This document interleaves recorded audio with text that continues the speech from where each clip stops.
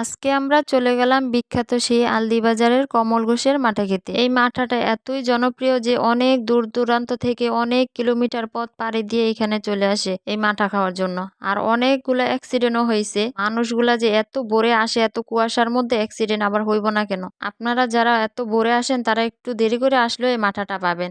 আর এইদিকে যে viral cake, আলদিবাজার যে মাঠার জন্যই বিখ্যাত তা না, এখানে ভাইরাল কেকের জন্য এখন বিখ্যাত। আমার তো মনে হয় এখন এই আলদির বাজারটা পুরা খাবারের জন্য বিখ্যাত হয়ে গেছে। আশেপাশে এত খাবার নিয়ে বসে, পুরাই জমজমাট। তো আমি আমার ছেলের জন্য একটা চকলেট ফ্লেভারের একটা কেক নিয়ে নিলাম। আলদির বাজারের যতবারই যাওয়া হয় না কেন এই কেকটা খাওয়া হয়, আর আমার ছেলে ওইখানে বসেই মজা করে এই কেকটা খাইতেছে। এইদিকে আবার আমি একটা হালিম নিয়ে নিলাম।